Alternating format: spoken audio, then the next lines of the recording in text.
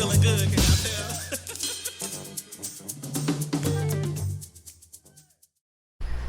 God. The Hotel family, my name is Buck Berry. Today, August 24th, 2022, everybody in the audience, give yourself a big hand for coming out. And everybody in the Zoom audience, give yourself a big hand for participating in the Brooklyn William Mackey Jr.'s History Club. We meet here every other Wednesday in honor of William Mackey Jr., Dr. Professor Amos Wilson, Gil Noble, El-Haj Malik Spaz, Louis Ray Rivera, Minister Khalid, Brother Harold, Sister Leola Maddox, Ivan Van Sertima, Dr. Ben, Dr. Clark, and all the historians that gave up fame and fortune because they chose to give information to the community. They could have lived good lives, but they chose a real hard life. Miss Sister Leola Maddox worked all the way in Patterson, New Jersey. Teaneck, New Jersey. Thanks, Mike. And she drove an old car from Teaneck, New Jersey, all the way to the United African Movement because she believed in bringing people together. Ate her dinner there. And we want to keep these people's name alive because what's going on now is censorship, where they are basically stopping information. And down the line, you will never hear about these people. They'll be forgotten. So what we do here, we try to keep their name alive. So, Brother Roger is going to bring the mic over to the books we have in honor of Amos Wilson and Sababa for African World Info Systems. We sell these books because Amos went beyond the call of duty to bring information, because that's what we're about, information. You have Amos's classic, Blueprint for Black Power. It's a good read, very good book. Sababa finished the latest book that for Amos is The Psychology of Self-Hatred and Self-Defeat toward a Reformation of the African Mind. Also, Amos's classic, Black on Black Violence, The Psychodynamics of Black Self-Annihilation in Service of White Domination. What you hear on the news, the media, the politicians, and everybody's talking about black on black violence. You gotta do something about this. What's going on? But they never mentioned Amos's classic. Also, African-centered consciousness versus the New World Order. Garveyism in the age of globalism. You hear a lot about the New World Order. This book was written years ago. And it says, New World Order. The falsification of African consciousness. Another Amos classic, Issues of Manhood in Black and White. And we had in honor of Louis Ray Rivera, who would come down here when Mackey left us and he would speak for hours. Come out of Marshall Project, know my whole family. So we have his book, Jazz in Jail. S.K. Damiano, classic, Destroyers, Proofs, and the Bastardization of African Cosmology. Also, Amos's classic, Awakening the Natural Genius of Black Children, and our sister Etta James, I'm a Wellness Witness. So we have these books to help Sababa finish his work. Now, I have a couple of more other books that we have here. It's a good read. The Invention of the White Race, Theodore Allen. The Origin of Racial Oppression in Anglo-America. In honor of Charles Hamilton Houston, Groundwork, Charles Hamilton Houston and the Struggle for Civil Rights.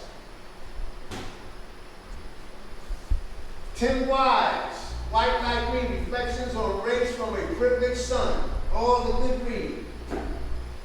Our sister Carol Alexander, PhD, The Unspoken Truth of Our Racial Divide, White Rage. Because you do see a lot of this going on faces of people. Edwin Black, the transfer agreement, the untold story of the secret pact between the Third Reich and Jewish Palestine. And Dr. Randy Short, his classic, The Impact of Religious Slavery Revealed. We have this book that Dr. Randy Short wrote. Also, Terrence McLaughlin, The Social History as Seen Through the Use and Abuse of Dirt. This is an excellent read. How you doing, Dr. Henderson? How you doing? Now, we have in honor of Dr. Ben, Black Man of the Nile and His Family by Dr. Ben. Dr. Ben did this when they didn't have computers nowhere in sight. Now, I have 4 books right here that's most important. Dr. Scott Whitaker at Atlanta, Georgia. His book is called Medicine, Medicin, the causes and solutions to diseases, malnutrition, and the medical sins that are killing us. Our brother, The Irritated Genies. New book, Jews or the Problem. It's a small book, but it's an excellent read. World War II, COVID-19, media censorship, food shortages, and economic collapse. Genie did a good book. Now, these 2 books right here is excellent. And if you want to know anything about what's going on today with the shot, we have The Truth About COVID-19 by Dr. Joseph McCullough and Robert Cummins, exposing the Great Reset, lockdown, vaccine passports, and the new normal. And this is the one. Robert F. Kennedy Jr., The Real Anthony Fauci, Bill Gates, Big Pharma, and the Global War on Democracy. Bestseller. And you don't hear nothing about it. So please, if you want these books, you can buy them, or we have them here. Now I'm going to say a couple of community events, because information is the key, and we have some community events and some programs that go on. Thorough Black Talk with our Brooklyn family, Keisha, Tad, Ashe, Brother Black, Brother Blacksmith, Facebook Live. That comes on every Thursday at 8 o'clock, Facebook Live. Also, our Philadelphia connection, Sister Empress Chi, Sister Filet, a.k.a. Blog Talk Radio. That comes on at 10:30 on Saturdays. You go into Blog Talk Radio, 10:30, you type in Empress Tree, scroll down, the New Day Resurrection, and they come on at 10:30, and they spark it up to after 1 o'clock. Excellent program. That's our Philadelphia connection. Also, Mondays at 10 a.m. on Sankofa Revolutionary Radio out of Birmingham, Alabama. WSYP 95.1 FM, The African Perspective, Kamati Live, The Irritated Genie. That program is on the money. Also, Saturdays and sometimes Wednesdays and Thursdays, our Baltimore family, Brother Darren Muhammad, State of the City. That's Saturday on TuneIn Radio, and sometimes he comes on Wednesday, and sometimes he comes on Thursday on Facebook Live and Instagram under Mohammed the Camel. Also, on Tuesdays at 7 p.m., Dr. Aline, Your Immunity Project. Excellent program. Now, Dr. James McIntosh of Simultac has programs periodically, and if you go into Simultac, he will tell you what's coming on. Also, our family, Brother Mike and the Community Cop family, they hottest show in the East Coast. Every Tuesday at 5 o'clock, Manhattan Neighborhood Network, Community Cop with Mike Graves, Noah Lee, and Julian. And you can see all of the Community Cop programs on YouTube. Just type in Community Cop. Also, every lecture from the Brooklyn William Mackey Jr.'s History Club. If you YouTube BK William Mackey Jr., all our lectures will come up. Also, on African Echoes with Brother Trust Graham out of Newark, New Jersey. He has a study group that will knock the socks off, and the information there is unbelievable. They are doing the psychology of self-hatred and self-defeat toward the reformation of the African mind. That's an excellent study group. Also on Saturdays out of Asbury Park, Brother True and the Know Thyself study group. They meet at 1:30 out of Asbury Park, and Trust is the mediator of that. Those are two powerful study groups. And when you think you know something, and you listen to Brother Trust in those two study groups, you get another perspective. But if you put your email in the chat, I will send you the information. Then when you log on, you give your email to Brother True and Trust them, and they will email you every week and let you know when it comes on.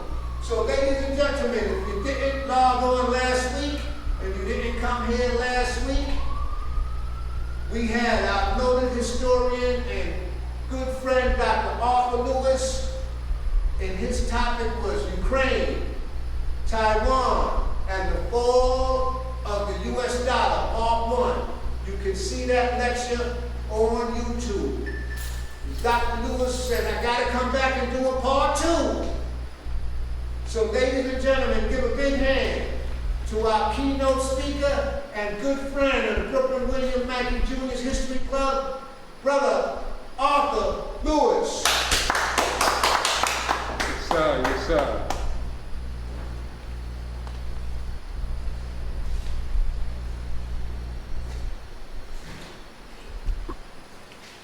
Good evening,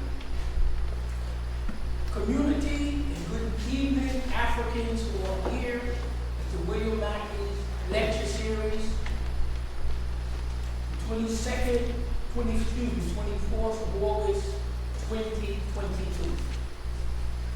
And I would like to dedicate, as usual, the discussion that we want to have to the African people globally and to all of our ancestors, so that we will be able to work together and be together in this particular meeting. I would just like to let you know that we have one of our professors from the community, Professor Fred Munderson, who's attending the lecture today, and we want to honor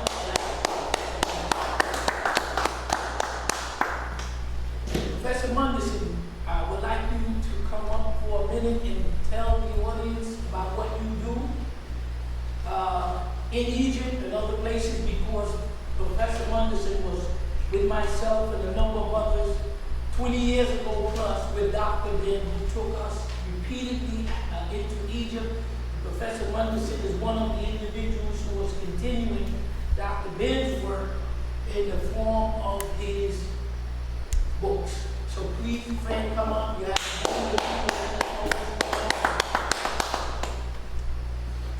let us know about the trip and the importance of what you're doing and why it has to continue.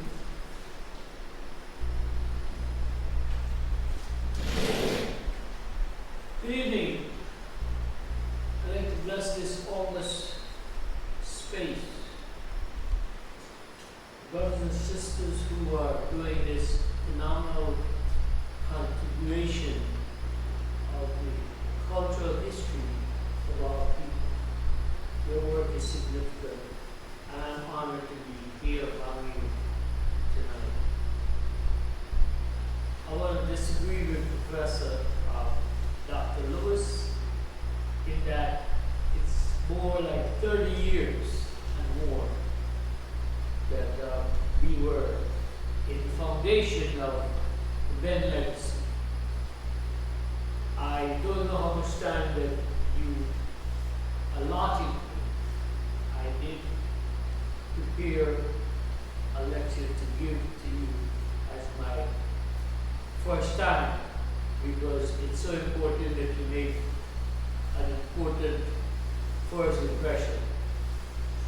But in terms of the Dr. Ben legacy, I mountaintop that the people that I respect regarding Dr. Ben Johanna are simply two. Dr. Lewis and his wife, and a brother named Greg Hardy. We were in the beginning. I mentioned this to Dr. Matt, and he was to schedule a lecture around it. But humbly saying this, I'm the one who gave Dr. Ben his name. When I first met him back in '72, there was a lot of confusion as to how to pronounce his name. If we look at Gil Noble, he often called him Ben Yakinen. But as a young student, I met a brother named Barney, and he introduced me to Dr. Ben's seminal work, African Mothers of Western Civilization. And we started calling him Ben Joe. And then I enrolled in 1973, I enrolled in New York City Technical College, and we met another brother named Curtis Moody. He went out to California. And Curtis said, man, we need to be more respectful. So let's call him Dr. Ben. So we started calling Dr. Ben, and the name caught on.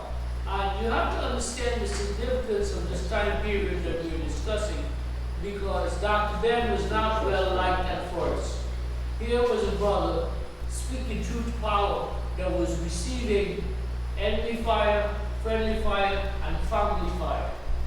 So, as a young student, we were enthralled about what he was doing and what he was saying, and the new information he was bringing to the fore and what have you. So we began supporting him in the publication of his networks. It's interesting because I have practically every book that Dr. Ben produced, and most of which he autographed for me. The titles and the cover of all of these are in one of my books called Celebrating Dr. Ben Johanna from Eternity to Eternity. So I traveled with Dr. Lewis on several occasions to Egypt with Dr. Ben. When Dr. Lewis began developing an interest in Vanuatu, I was there in the beginning. We were all encouraging each other. It is interesting that one of the last times that Dr. Ben was in Egypt, I saw it in '03. I saw him in the lobby of the Oberoi Hotel. And my brother had looked so frail. I said to myself, I said a prayer silently for Dr. Ben. I said, thank God he's going to die in his beloved Egypt. And somehow or the other, the folks hurried him out to there. And Dr. Lewis was at the airport and received it and worked his magic. And within a matter of 2 or 3 months, Dr. Ben was up and running and singing and dancing because of the work of Dr. Lewis. I'm an original Ben scholar. I support everything that he's done. We have our disagreements, it's a question of interpretation, but I try to produce. Dr. Ben often said, publish or perish. When I first met him, he said to me, he said, Manson, there are 50 countries in Africa. Choose one, become a specialist rather than a generalist. And I chose, back in '72, I chose Egypt to be the area of my specialty. I'm an African historian at College of John Clark, Hunter School, where Dr. Ben often lectured. And I am African historian with a concentration in Egypt, and for the most part, I've been focused on Egypt.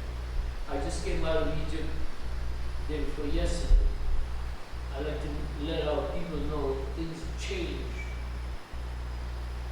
The people are swarming all over the country. I was at Komombo, if you know where that is, Komombo Temple, the double temple of Auroras and Sobek. And Dr. Ben always said, among other things, says, dress properly in the temple and don't enter into the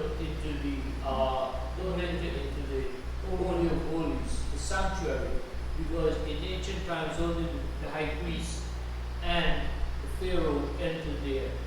And I'm telling you, I saw about 1,000 people just traipsing all over that place. And I almost shed a tear. I didn't take a picture to show what it is that is going on. But I was in Karnak Temple. I saw 50 buses. I didn't see any of our people. We have to reclaim Egypt because they're taking control. I remember some years ago in the airport, in these bazaars in the airport, they had an image of a European lady reflective of the culture.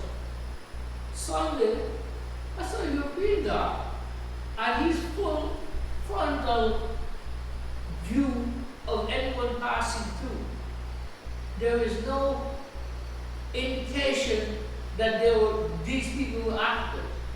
It is strange that I met a French guy at Edfu, and I never gave an symbol.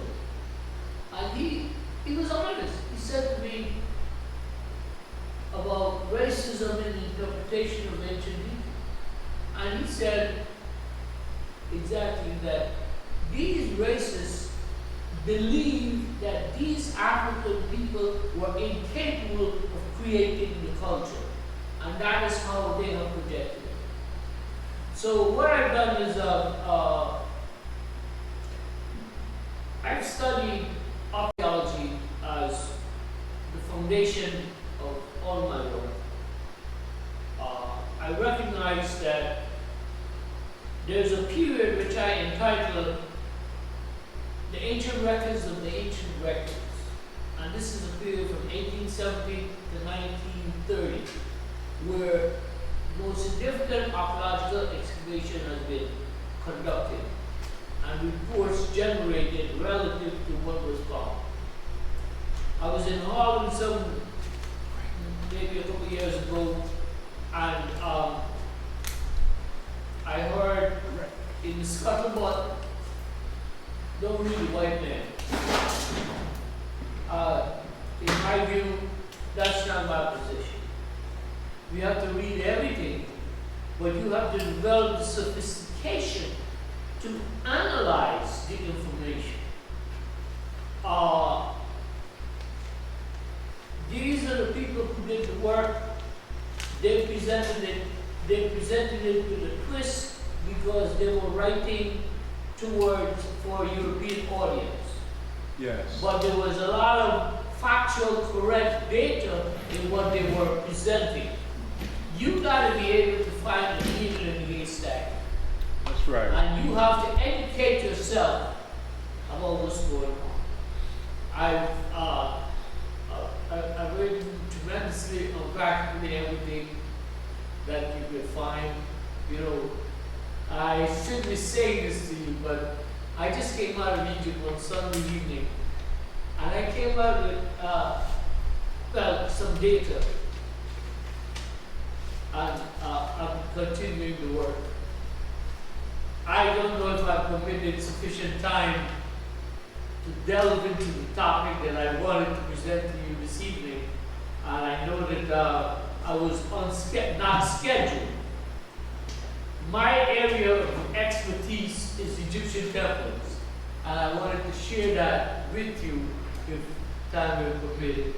So I asked my elders, I'm an old guy, but still, I recognize the elders in Dr. Lewis, not because of his chronological age, but because of his significant commitment and experience in terms of making sure that we are not sitting in the back of the bus, but driving the bus. Okay? Yeah. So,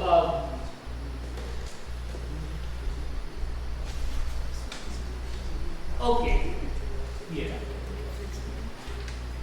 Okay. Yeah, well, as facts would dictate, Dr. Lewis just explained to me some of the host clearing rules which I adhere to. So I yield my time to Dr. Lewis, a man I respect tremendously because we have walked the walk, and he talks the talk, he talks the walk, and he walks the talk. Thank you.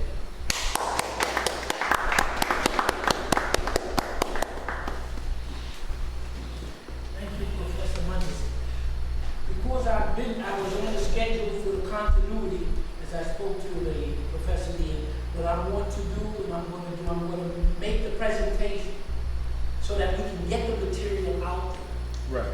And then on the question and answer, depending upon the time, we're going to split that question and answer between me finishing question and answer and Professor Munderson coming back. Because this is part of his intro to let you know, okay? So I'm going to make the presentation, take the break, question and answer will be to myself on the presentation and to Professor Munderson on what he has to tell you. So it's almost like a whole presentation, okay? So you have a handout. The method that I use, Professor Munderson, you need to get the handout. You have 4 sheets. In the 4 sheets, is a certain amount of information, and as I indicated to you before, I prepare the material in the written form so that you will have time for those who want to dig into it a little deeper. My job here is to introduce the subject to you. And the subject matter is covering, what I'm trying to do is put together a living chapter to show the decline of the Western so-called people, the Western white people, that is Western Europe, the United States, and the Five Eyes, Australia, New Zealand, Canada, Australia, UK. This is part of that piece so that you could see the transition between the Africans and the Asians and the people of the Americas, how we as that group have already at this point passed the so-called Western people when it comes to economy, when it comes to military power, when it comes to political power. We have already passed it. And the last time I presented, we dealt with the recession that the European countries are in. Okay, so there are 4 sheets. I made a few notes so that I can get this across so that I won't forget it. So we should be able to finish in about less than a half an hour. You don't have this in your 4 sheets. And I made some notes as the continuity from last presentation. One is on Big China, the People's Republic of China, because we dealt with Taiwan. Just a few facts about Big China. Big China, People's Republic of China, they want the unification of Taiwan. We discussed whether it was legitimate that they wanted the island or not. That was a historical point we discussed last 2 weeks ago. They want part of Taiwan. They want Taiwan. But the People's Republic of China, the Big China, wants a unification and a federation with Taiwan in the year 2049. They never plan to invade, to take it. They want to do business, so they don't want to destroy the country. So I want to mention that point, their position. The second thing is, as it relates to China's development and its ability to go to war. Just an observation, because we all have our opinion and interpretation. So anything I present to you, as I indicated to you, it's in the public domain, subject to my presentation and the way I want it. So we're not taking it as fact, it's for you to look at and continue. They have to have a steady supply of gas and oil if they were to go to war in Taiwan, the United States could blockade their ability to get oil. So what the Russians are doing, with what has happened with the Europeans not buying the gas and oil from Russia, Russia has in the works 3 major pipelines from Russia to China. They call it Siberia 1, 2, and 3. And these 3 major pipelines are going to divert that oil and gas that used to go to Europe is going into China. One of the massive gas lines, Siberia 1, is already complete. But it's going to take them a number of years to complete Siberia 2 and 3, so that China will be able to get the energy they need to run their industry or to make war without them undergoing a blockade. So I just wanted to mention. I want to deal with a little writing on Russia because it ties into the 3 topics and the pages we have here. The Russian Republic, as we know, was put together the same way the United States was put together. The white Russians put it together through conquest, so that you'll understand it. So Russia stands right now as a country approximately 7,000 square miles, 2.5 times larger than the United States. It has 120 different distinct ethnic minorities, distinct from the white Russia.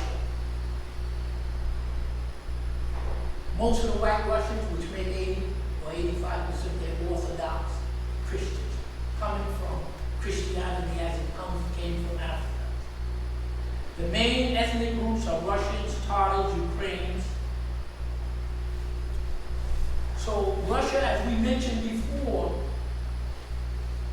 has vast amounts of what Europe needs, which is gas, oil, food, fertilizer.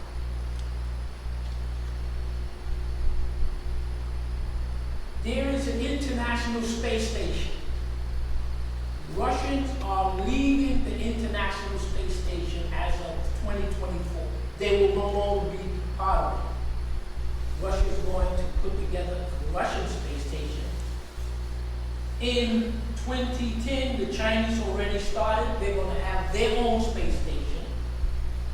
And by 2030, the Indians are going to have their space station.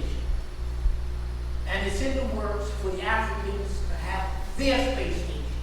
Let you know what's coming. The reason that's important because Russia makes the best powerful rockets that put engines, that put these satellites up.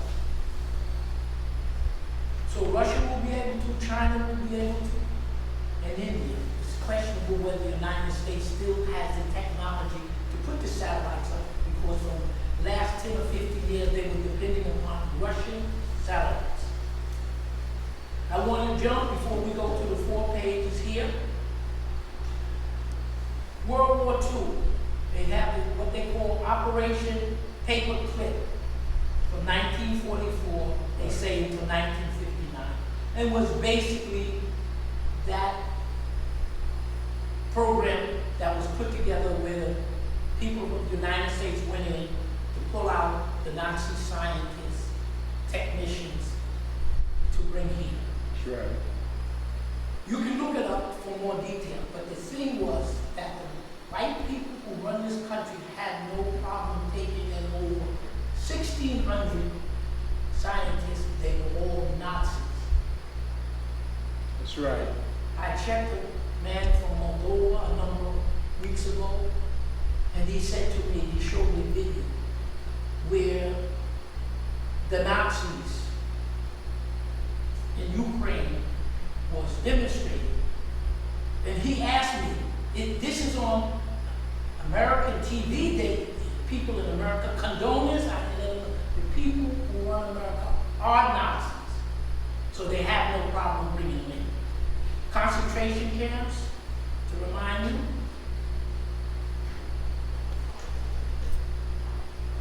1905, when the British and the Dutch were fighting with each other, the British knocked off their cousins and they put the Boers in concentration camps, 1905. The United States, by having a plantation system, concentration camps. So it's no wonder that the Germans, when they wanted to make their concentration camps in the 30s and 40s, they came to who? The English in the United States, because they have the experience of it. That's right. I want to make a definition before we go to here of white men. Because Russia is, you look at Putin, I classify it as a white man. So I'm going to look at, when I talk about white men, I'm talking about white Russia. And I'm going to use Putin as an example. And then I won't even use the President of the United States because he's not important in this society. I'm going to use a white American, North American, not Canadian, not Central South America, because America, people confuse. I'm talking about a white male from the United States of America. That particular white male is going to be representative of the big banks and representatives of the major corporations that run the foreign and domestic policy of the United States. So I'm using that white male representative as again, Bill Gates, as the two white men. And you always hear about the raid they just did shortly with the FBI. Everything is Russia, Russia, Russia. So the question I'm asking before we go to him, for you to consider, you got two white men. And we're not supposed to talk to the Russians. So I would ask the question, which of these two white men, that white Russian or that white Bill Gates, who instituted the trans-African Atlantic slave trade? White America. Absolutely. Not the white Russian. Who killed Malcolm X and Martin Luther King? The white Russian or the white American? Now we're talking about how we feel as an African, not how the government tells us who we supposed to like or not like. And then another question, who's incarcerated over being of our young African men in prison in Russia or here? So I just wanted you to think about that. We go on to the first page. It's titled, the first of your 4 pages is titled The Bretton Woods. And I'm going to read through here as we do before so that those individuals who do not have the handout, they'll know what we're talking about. Because these are subjects, like all of the subjects we've been, as Professor Munderson has shown us, the importance of dealing with African culture, specifically with what is along the Nile in Egypt and Sudan. It has to be exposed, it has to be talked about, whether people say it's not important, it's critically important. So this is equally, not equal, but it's important because this is what you have to look at when you're dealing with this country or wherever you are going. So we have here called a Bretton Woods Conference. It was July 1, 1944 to July 22, 1944. The reason we keep mentioning it over and over because it's the foundation of what happened to the world after World War II up until about 2020. The Bretton Woods Conference was in New Hampshire in the United States. It was entitled the United Nations Monetary Financial Conference Board. Among the whites who ran the conference, that was basically U.S. and Britain and those European countries that we mentioned before. It was to ensure an exchange rate stability, to prevent competitive devaluation, to promote economic growth in the new system. What does all it mean? It just means that those white people, especially the United States and Britain, were discussing among themselves how they're going to work the global colonial economy, exchange rate among themselves. These two nations, U.S. and United Britain, They agreed on a series of new rules for the post-World War II. Now the United States is coming in to power. Britain is going down, and as we mentioned before, most of the African countries, Asian countries, Central and South American countries are either colonies of the Britain or U.S. or protectorates. So we mentioned that. What came out of the Bretton Woods? The International Monetary System, the IMF, the World Bank, and the United Nations Security Council. Why is that important? Because at this time, the white people, those white people, white men, I'm talking about the bankers and the corporate of Western Europe, England, the United States, Australia, Canada, they're deciding the rules of how the world's going to run under their control with the African and Asians as colonies. And they use the word, and you hear the word, unipolar world order, enforced by the U.S. and Western Europe. They call it rules-based international order, 1944. When you hear rules-based international order, they're referring to that particular dominance, political, military, economic, that the United States and Western Europe is putting out on the rest of the world. It's a unipolar world, the white people run it, and they use, what do they use as an instrument?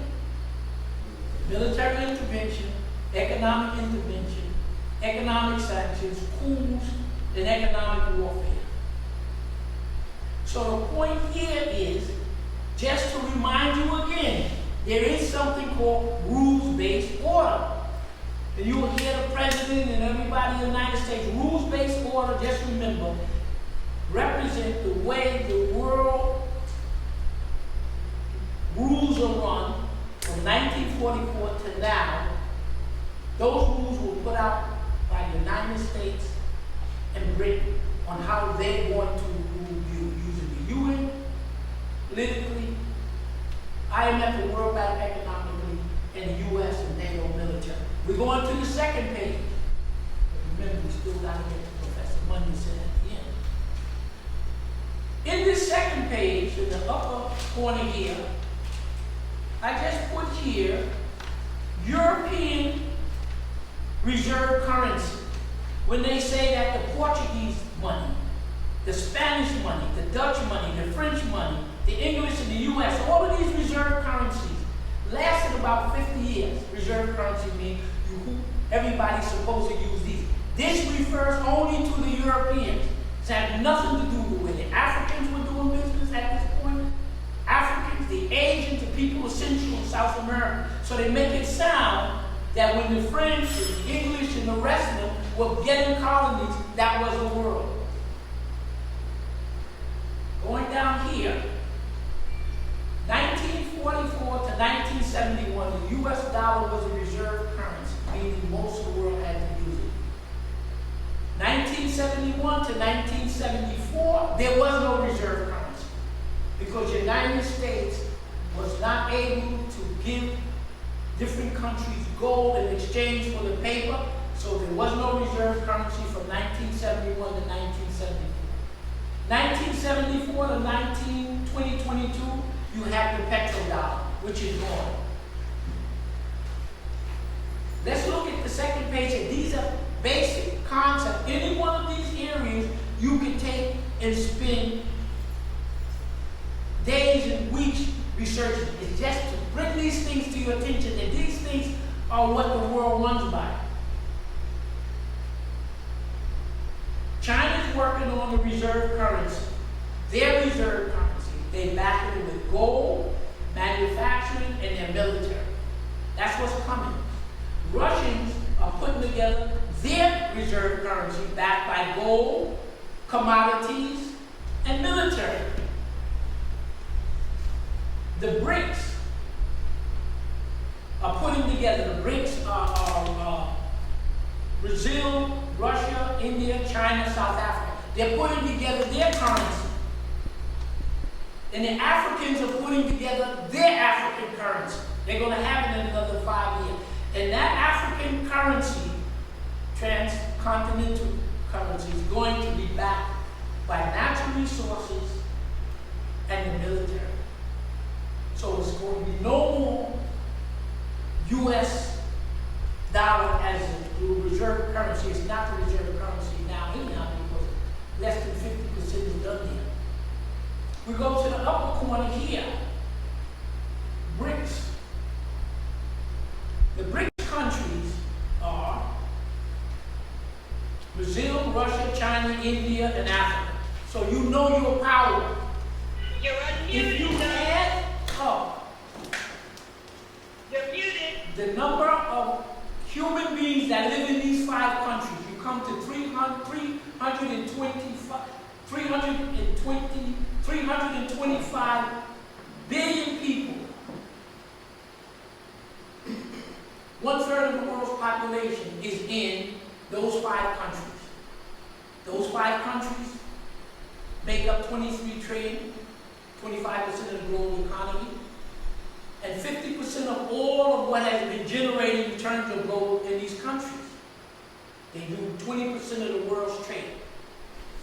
So if you have 8 billion people on earth, 325 billion, 3,200,000,000 people are in these 5 countries.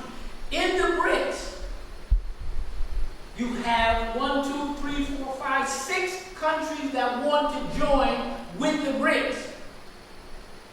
These countries are Egypt, 100 million, Argentina, 42 million, Iran, 85, Nigeria, 200, Turkey, 84, Saudi Arabia, 35. You have 5,600,000,000. If you add those, what's in BRIC, and the ones that's going to join recently, you're going to have 90% of the world's population in these countries, 90 to 95% of the world's natural resources, and the biggest military.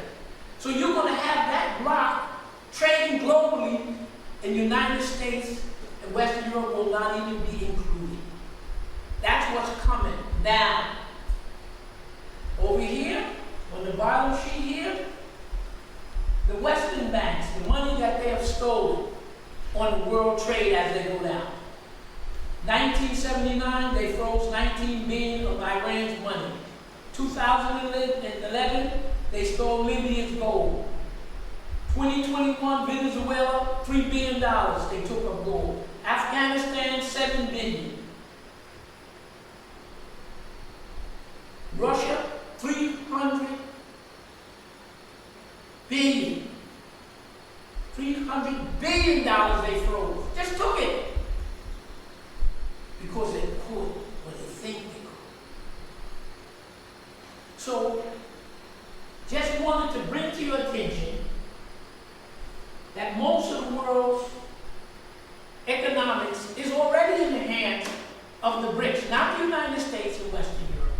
We mentioned before that the United States is already there, but Western Europe is in a deep recession. Now, so the 3 things that make your reserve currency is the Africans and the non-whites are making their currency back with something real. And China and Russia, Iran and Nigeria, they have the military force to protect themselves. We go on to the 3rd of 4 pages. Here, this page just lists for you to do your homework to telecommunication. In other words, I go into the bank, put my money in there, and I want to transfer it to my son. So they transfer it. They don't like me? They don't want me? Oh, Dr. Lewis, blah, blah, blah, blah. We're not going to transfer it. In fact, we will freeze it. What am I going to do? That's what they used to do to countries. The SWIFT system, you hear about it in the news, which was instituted in 1973, electronic transfer. Since then, the Chinese have got their own telecommunication system. They put it in 2015. They call it the cross-border interbank payment system. So you're not freezing Chinese money. The Russians got their telecommunication system. They call it the cross-border interbank payment system. Transfer money. So you're not sanctioning Russia's money, you're not sanctioning China's money anymore. Now, Iran and Nigeria are beginning to use the Russian system. So every country that does business away from the U.S. SWIFT dollar means then that the United States can't block you doing business.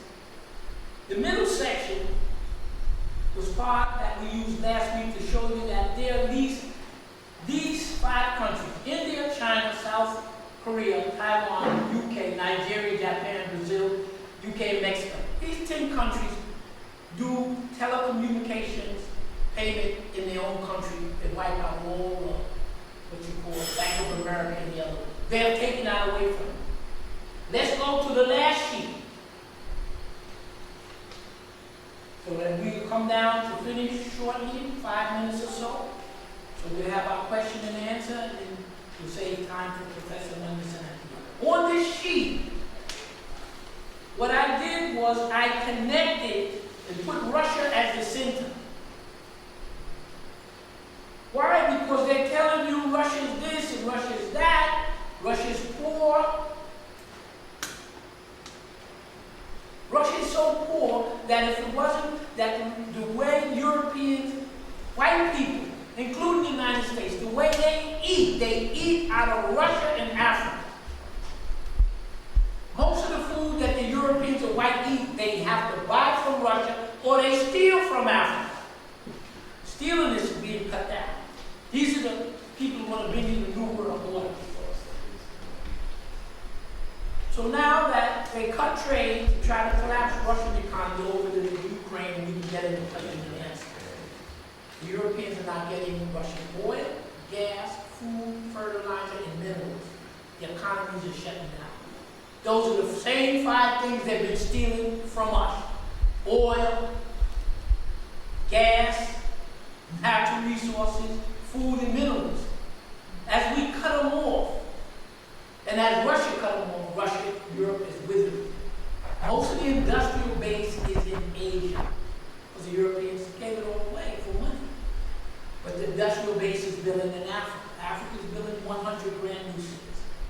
Anybody looking at what is going on here knows that Africa has 1.4 billion, and it's going to be the manufacturing center in about 20 to 25 years. Africa doesn't have to leave this border to get where it needs. China needs it. So let's go this very quickly. You look in the middle, you see Russia. And this is just arrows to show who Russia is selling oil to, who Russia is selling gas to, and an interconnection between Africans, Asians, and countries of the Americas. The war that broke out between Russia and Ukraine. The Europeans thought, well, we can do without Russian oil. They cut it. The United States told them to cut it. Where are we going to get the oil from? And if you look at this sheet here on the right, you'll see Western Europe. The French president went to Africa asking for some oil. Africans pull out their colonial seats. Remember that African slave trade? Remember you read it? There's no oil there for you. Then the foreign minister from Germany went to the African Union. They pull out the map of Namibia and all of the places you've been killing. There's no oil for you. They went to the Arabs. No oil for you. They went to Israel. Israel has gas because they have the gas in the Mediterranean. Israel said, we got nothing for you. Brazil wouldn't sell them any oil. So the only one selling oil to the United States is Canada, Mexico. And what's keeping Russia, Europe going is oil and gas sent to Western Europe from Norway, United States, and that's it. Africa, Saudi Arabia, Middle East, they can't get the oil. So now Europe is short of gas and oil, and their economy is beginning to come down. When the United States they sent Blinken recently with an African-based woman, African like Obama that got the color but don't have to prove that he or she is an African. And when they win, after the French couldn't get it, and the Germans couldn't get it, they sent Blinken and this African woman. The African woman told the Africans, you can buy gas and oil from Russia, you can't buy anything else. And what did the people from South Africa say? The South Africans said, you don't have the right to lecture us anymore. You don't have the power to lecture us anymore. So the Africans now are telling the United States and Germany, go to hell, and what you're going to do about it. So when you see these connections, the oil and gas that Russia's not selling to Europe, they divert into Asia. They're diverting into Iran. So this scheme here, you can look at it on question and answer. And I'm just going to go for a quick summary. Foreign Minister Lavrov went to the Arab League, 22 countries. No problem. The African Union visited Putin in June. Lavrov went to Africa, to the African Union. The African Union is backing, African Union is 54 countries, backing Russia. All the Asians are backing Russia. All of the Americans are backing Russia. So who's in this war against Russia is the United States, their 5 cousins, Canada, Australia, New Zealand, the UK, England and Germany. And it's those clique against all of the Asians, all of the Africans, all of the South Americans. In the UN and everyone else, either the countries that abstain or they back. Right. So the scheme you will see here, when we do question and answer, the Africans are backing, the Asians are backing Russia, the Arabs are backing, the Americans.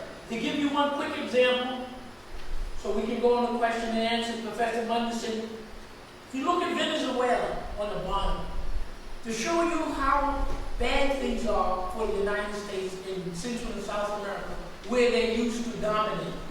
The United States in June tried to put together an organization of the Americans in California, and they wanted to exclude Nicaragua, Cuba, and Venezuela. And most of the Central and South American countries said, I'm not coming to it. So they have lost that influence in the Americas.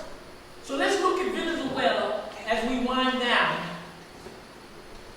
to see how far they have lost it. Bottom corner. Venezuela, Maduro just went to Africa and Asia. He went to Algeria, United Arab Emirates, Turkey, Iran, and Azerbaijan, making deals. He's hooking up with the African and Asian. Venezuela has observer status in the Arab League. So all of these countries are linking. They said, we got all the resources, we got all of the food, we got all the money. Why are we allowing this European English thing, American? It's over. Let's go quickly here. If you look up here, I'll just end by showing you Russia's connection with Africa. Because too much detail here. We can talk about question and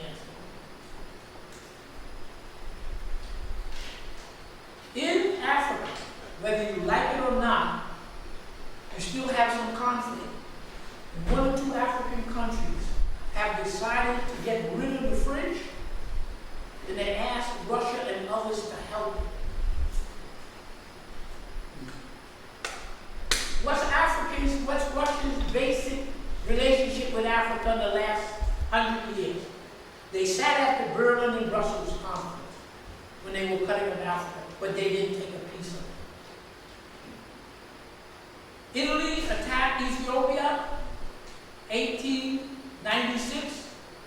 The Russians supplied the Ethiopians with the swords, the cannons, the rifles to defeat Italy. The Soviet Union, Russia fought on your side against the Europeans and Americans. In our war of liberation, Russia has an ongoing conference with the Africans called the African Summit.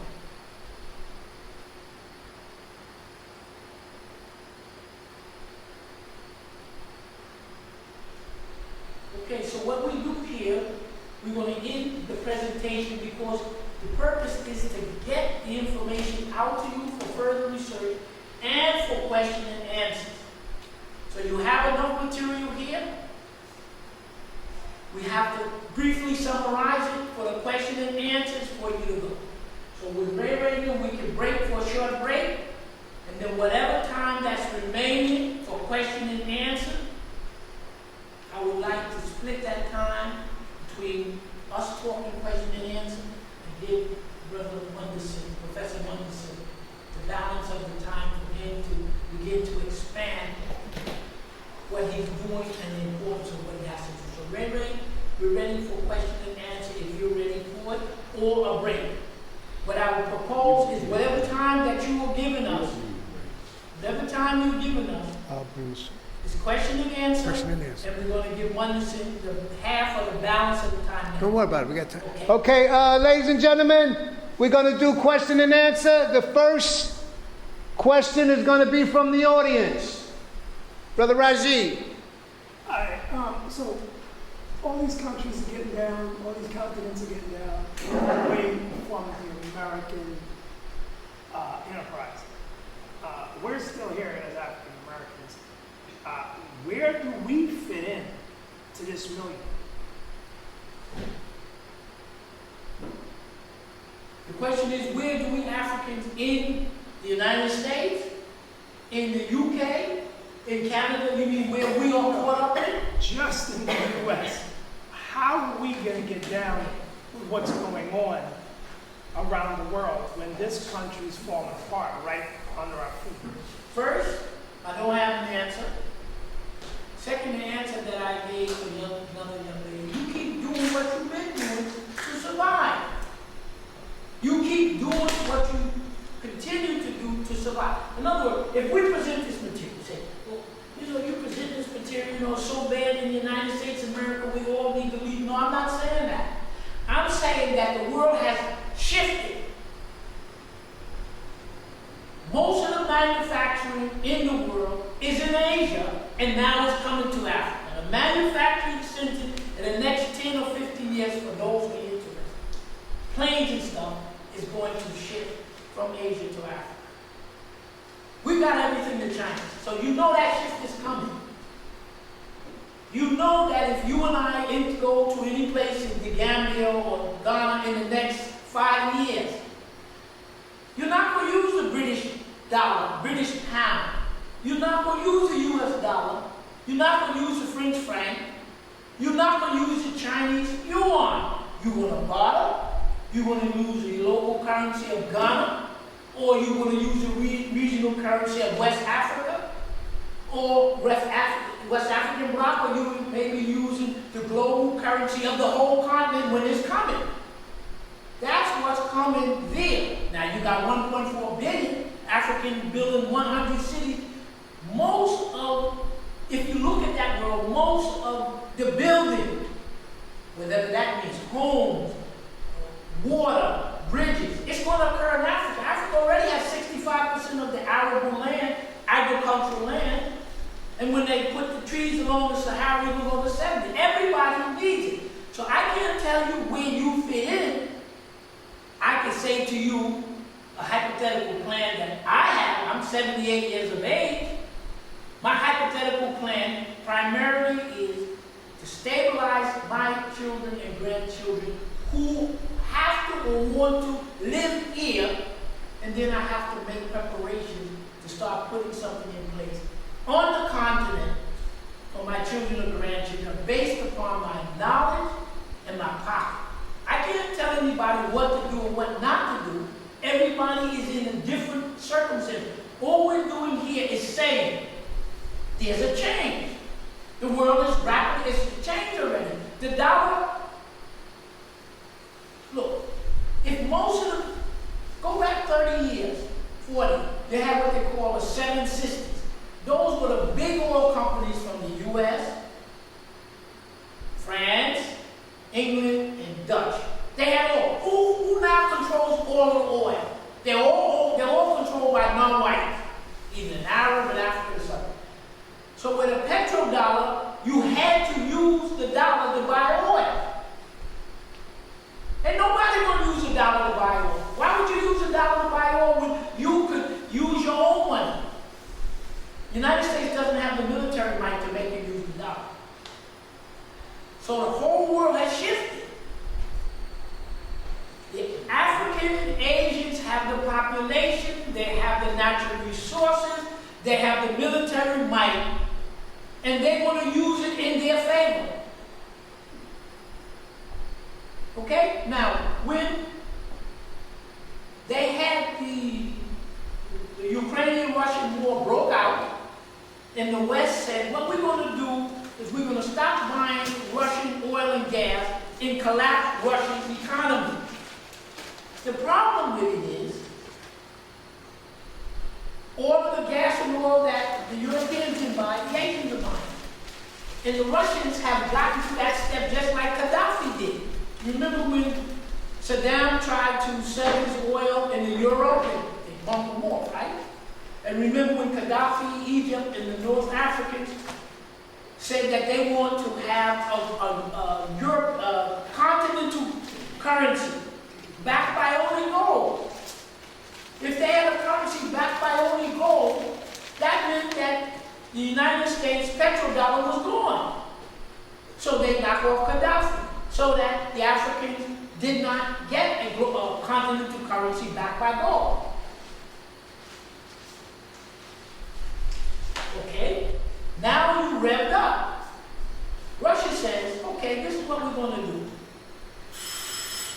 You Europeans, you cannot run your economy without my gas, without my oil, without my food, without my fertilizer, and without my minerals. So this is what I want to do. You can buy all of it, but you're not going to use the dollar. You're using no European country for currency. You're only going to use the ruble. So then all of a sudden, the ruble became the strongest. Now the African Union met with food, and they talked about commodities. Just listen, we speak to what the conversation between the African Union representative when they met with Putin and Sashi in June. Russia's telling them, look, everybody, my currency is the strongest right now because you're not going to get the oil, the gas, the food, fertilizer, minerals, unless you pay me. So they had to pay it. So the Africans said, well, it's the same thing. We're going to tell the rest of the world, especially Europeans, you're not going to get any cobalt, you're not going to get any, you're getting nothing. And the only way you're going to get it is you're going to buy it from us using my currency. So the Europeans are going broke because they don't have rubles. The same thing is going to happen with the Africans. If you want to buy something from Africa, you're going to have to come with whatever the African currency for. We're not taking your dollar anymore. We're not taking your currency anymore. So the best I can tell you is now that you have this information, you have to plan what it is you want to do. I can't tell you, you got to jump up and invest here. No. All we can do is bring you information. Next. Remember, we have Monday soon to come. Got another question? Yes? What do you think Putin's exit plan might be in terms of how he wants to? I'll tell you what it is. I'll tell you what it is. I got the rule book here.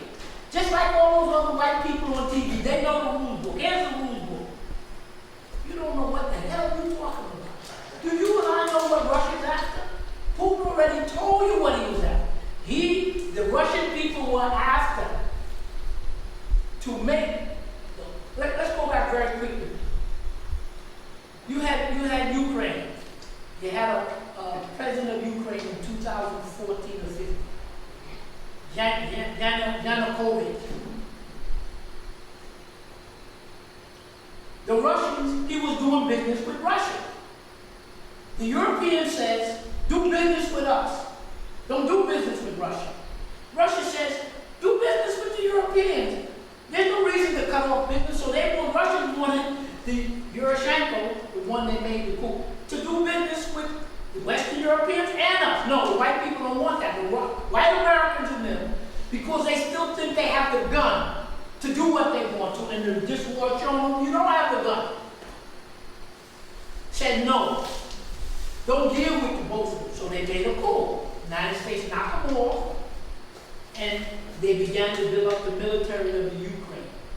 They built up the Ukraine to threaten Russia. So Russia kept telling them, don't do it, don't do it. So finally he went and invaded. Putin stated, he gave a speech. You do the translation, he told you exactly why he's doing it. And of course, the people here, unless you're winning for the trend, you wouldn't know. He said we're doing it because we can't have you put military forces right up to our border. We kept telling you for 2 years, you don't believe it. Okay, we're going to, this is what we're going to do. So the United States made the coup. They built up the Ukrainian army. They sent the Ukrainian army on the Russian border and started killing those Russian people in the Ukraine on the Russian border. So Russia said, we're going in to stop the Ukraine from killing the Russian people, because you know, it's like everything east of the Mississippi is Russian, everything west is Ukrainian. So they were killing the Russians, so the military, all we want to do is take these 2 provinces, and we don't want you to stop killing. So they said they would go wrong. So Russia went in and said, okay, what we're going to do, we're going to take all of those ports along the Black Sea and put them under Russia. In other words, what I'm trying to say here is that Russia is going to take, according to what is happening, they're going to take the eastern third of Russia. They're going to just slice it off. It used to be Russia now. The eastern third of Russia, that's the Dnieper River, Ukraine. The Dnieper River, say this is Ukraine. This is the east, this is the west. The eastern third that borders Russia has all of the gas reserve, oil reserve, coal reserve, fertilizer. That's the richest area, and that's where all the industry is. So Russia's going to take the Dnieper River, put most of the industry under Russia, and incorporate it in Russia. And they're going to take it, they're going to do it. Now, if you persist, they might decide, okay, we're going to take the Dnieper River, the eastern third is only Russian, the rest are Ukrainians. Russia don't want the Ukrainians, they want the Russians. But if you keep pushing them, they might decide to destroy the entire country. You got to ask Putin. Only the white generals on the TV has Putin's book. I don't have it. I mean, this is, you know, you got to be practical here. Questions? 9 o'clock to continue. Anybody from the Zoom audience have a question? In other words, this is demonstrated that Russia's military is superior to the United States' military. When it comes to ground warfare, Russia is doing what it has to do and NATO can't challenge it. China is military superior to the United States military. They just can't afford a war at this point to have their economy do that. So the white people have lost the gun. They committed economic suicide by moving all the factories over. So wait now, you move all the factories, you make money. You don't make a damn thing. You spend 10 times more military because you're stealing most of the money. So now Russia and China have a stronger military. All the industry is over there. You got nothing here, and you can't steal from Africa like you used to. So if you got a country called Europe, a little bit of country, 3% of the world's population on the poorest piece of earth, and you telling me they're going to do a new world order? No, ain't no reason to do a new world order here. Yes. I know BRICS has been around for over a decade. Yes. How does this shift taking place so quickly? It's not quickly. It's been in place. Russia, you think, I've listened to some program, they're shooting so many these missiles. He said they've been preparing for the war since 2015, since the coup. They've been preparing for it. They were ready. They were ready. You see, so what I'm trying to do in the discussion, when you look, the shift is already in. Russia and China has the 2 most important, the biggest, most powerful military. They can't challenge either one. All of the industry is in Asia, and it's beginning to come to Africa. It's over. The food that feeds Europe came out of the theft from Africa. And they had to buy the food from Russia. The minerals they use, theft from Africa, they had to buy it from Russia. The gas is theft from Africa. But when you cut off the theft, so Europe is sitting there, two areas feeding it. Russia, you're not buying the wheat, and you're not buying the soybean, and you're not buying the fertilizer because you don't have rubles. You just can't print up the money. It's just like they put all of us out of work for 3 years, put us all behind, and then put up $6 trillion and give it to the big corporations. It's not going to last. So I'm not predicting anything, but you already see the cracks coming. Question, comment. Zoom audience, anybody has a question from the Zoom audience? You can ask your question to Doc. We're just trying to give you a big picture of what you have to do if you're interested in it.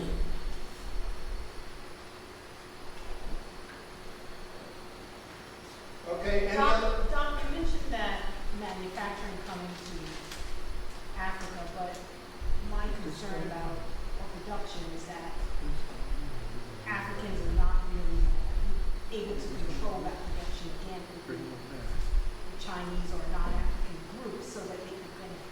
But Who's here? There's a professor that saw on the talk, and he's predicting that Africa will be colonized in 25 years. But he never said who's going to colonize. The Europeans? The Chinese? See, Africa,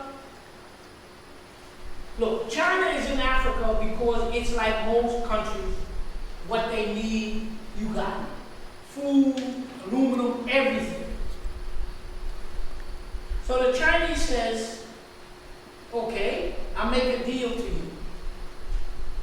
I need some of your aluminum bauxite from Ghana, and I'll help you build a railroad.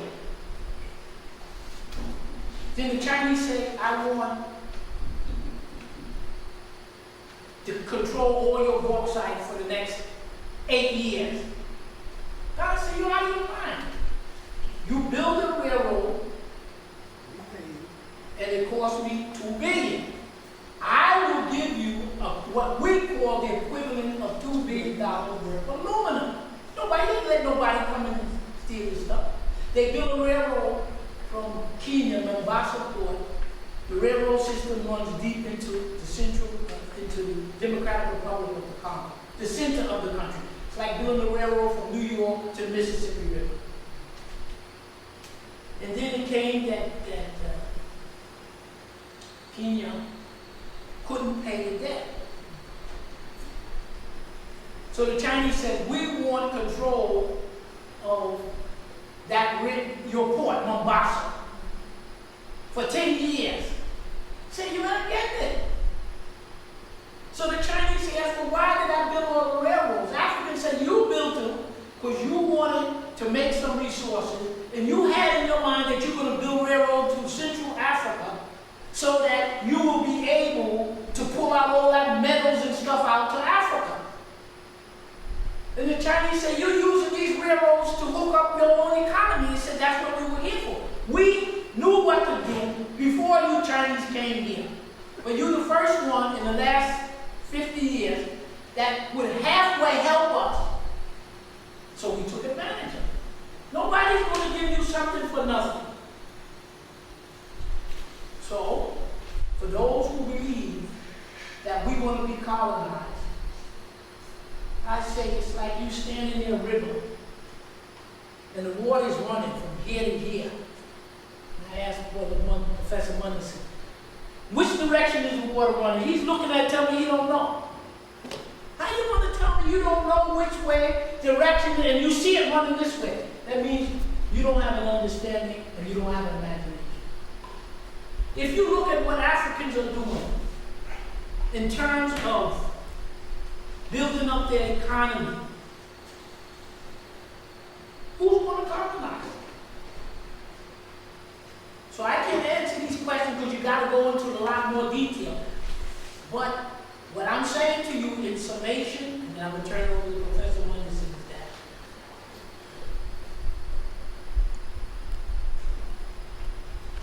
The Russian-Ukrainian war demonstrates that Russia has superior weapons. They're the most powerful military. Nobody could beat them on the land. They're demonstrating it now. See, because to enforce your dollar, you need the weapon. So the people say, is the next reserve currency going to be the Chinese yuan? Is it going to be the Russian ruble? The Russians already said it. Everybody already said it. We're going to use the ruble, Russia. We're going to use the yuan. We're going to use the Indian rupee. We're going to use the Iranian this. And we're going to use the African transcontinental currency. Nobody is getting, there's going to be no one single reserve currency. That'll be a basket. So when Nigeria want to trade with, Russia, they'll work out the relationship. They might say, Nigeria might say, I want you to help me transfer the technology to make airplanes. What do you want for it? Russia said, well, I can use some cobalt. Okay, you got the cobalt. Ain't no more of that rip-off. Remember, this thing that these Europeans had is a total rip-off. Everybody use my dollar. We print up unlimited money and you give me that. That is over. Russia is telling you, Europe is not going to buy anything from us unless it's in my money. The Chinese are saying it, the Iranians are saying it, and the Africans already said it. You want to deal with us? We deal in natural resources. We're dealing in our currency. No British pounds, no US dollar, no French. It's over. Now we just got to have more discussions about the specifics of it. It's over. Most of the Europeans and Asians can't even replace their population. We turn it over to Professor Munderson so he can begin to tell you about Egypt and what's important about why you have to go there.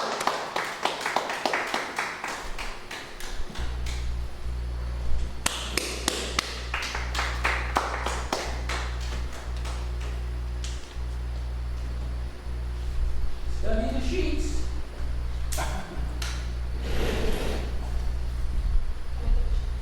Good evening again. I'd like to thank Dr. Lewis for his presentation. We're all on a journey. We're in different lanes.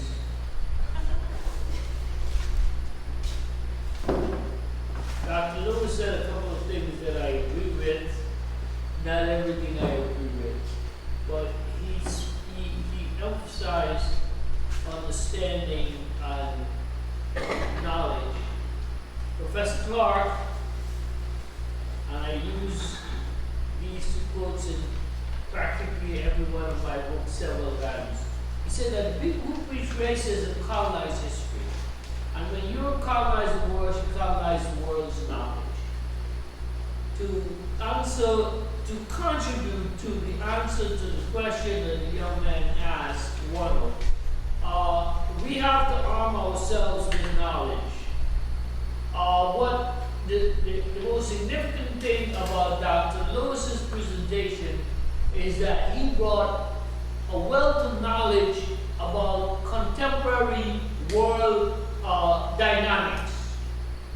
And what everyone has to do is to learn how to analyze contemporary and ongoing situations.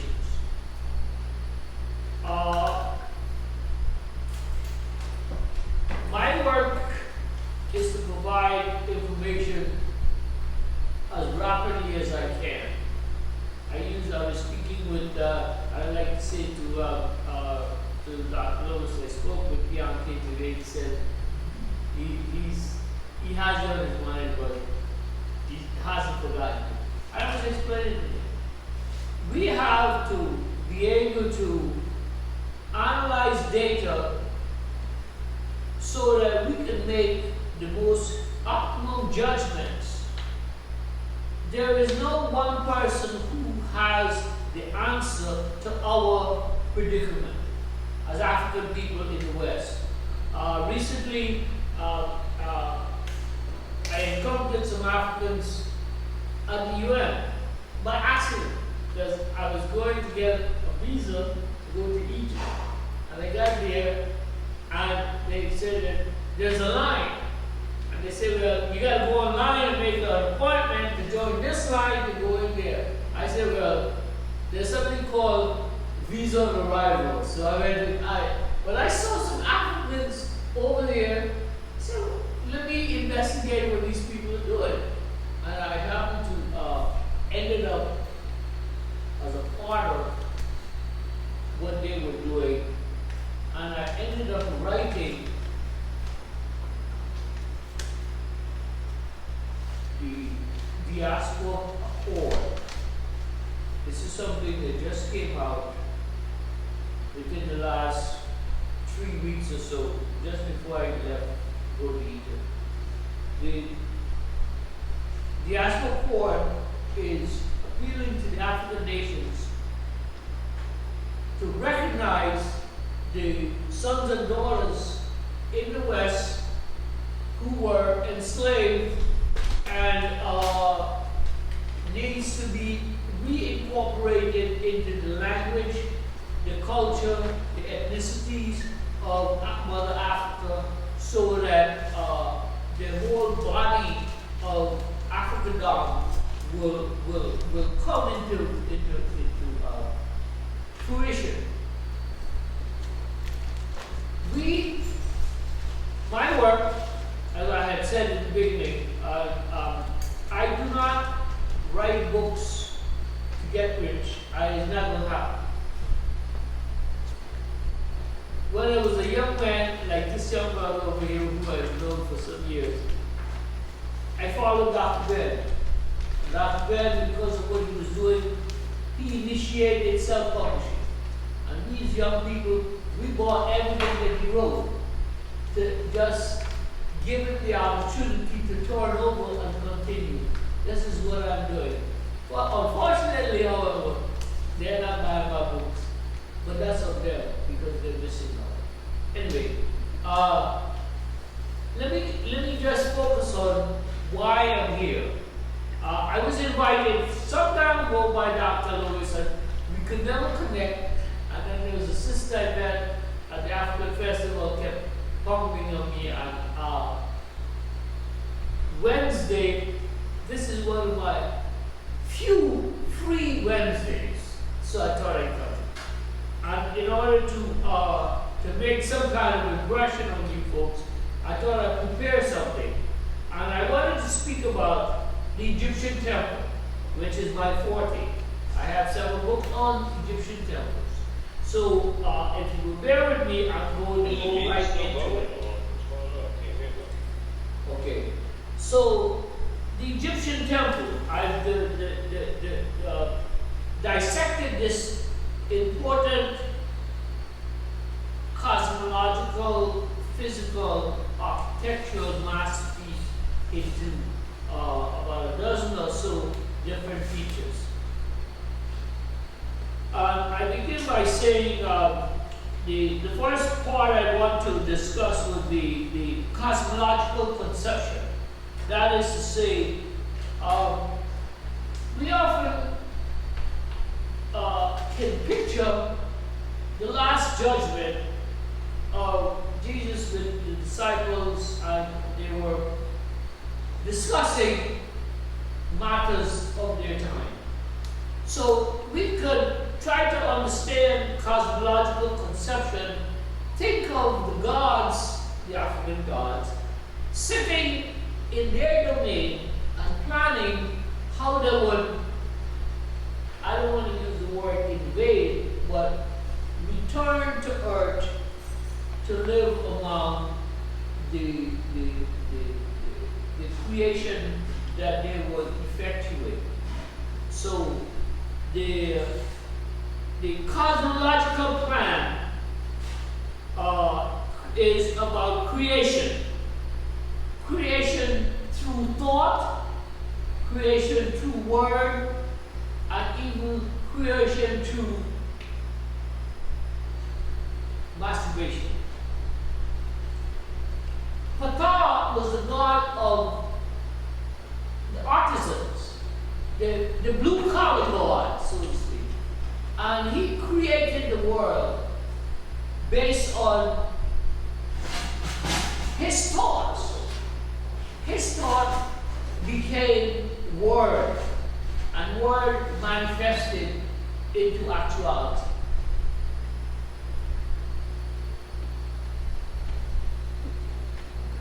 Thought, T-H-O-T-H, is often called Tahuti.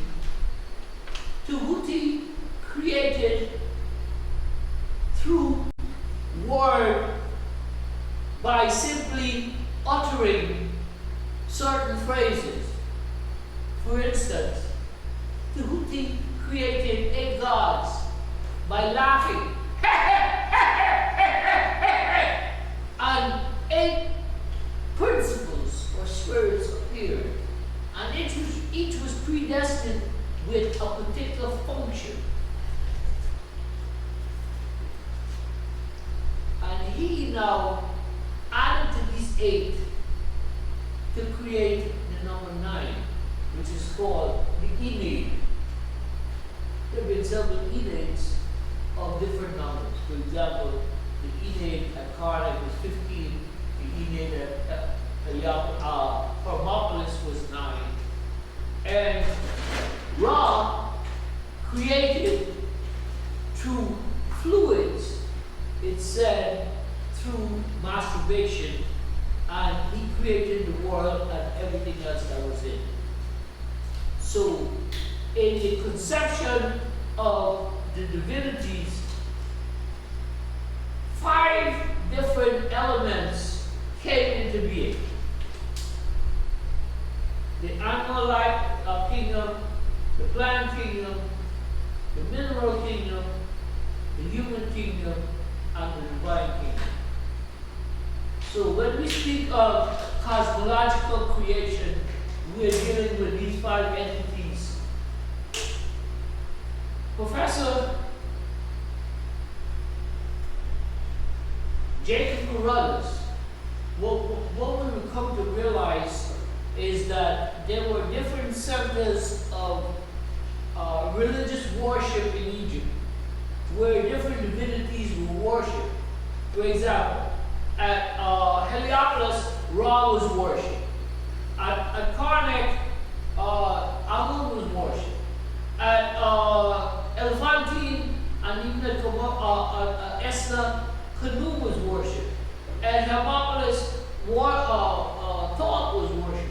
Well, what Professor Jacob Carruthers said, that these 5 different centers of cosmological emanation were not competing.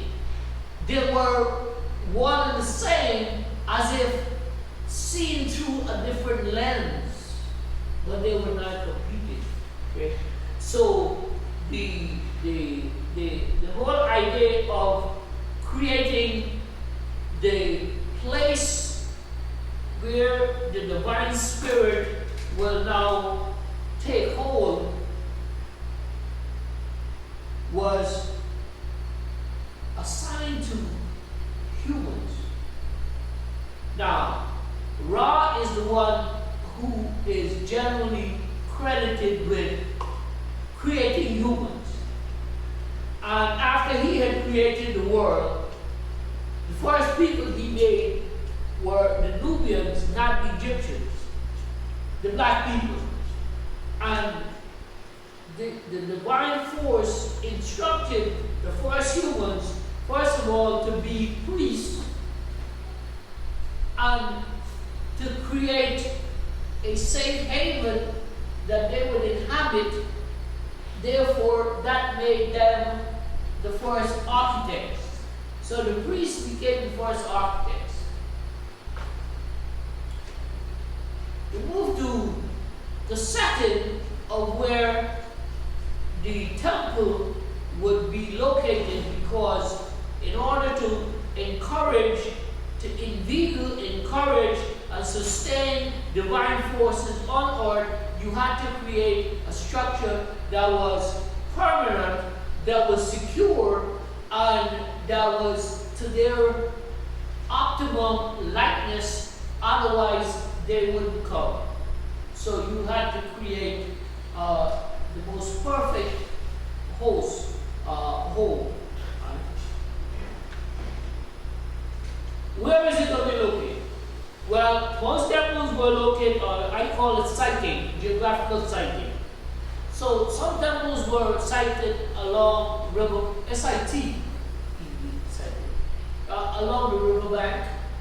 In ancient times, the river was principally the principal means of transportation. We didn't have roads as we know. So, let me divert on this issue of river, right?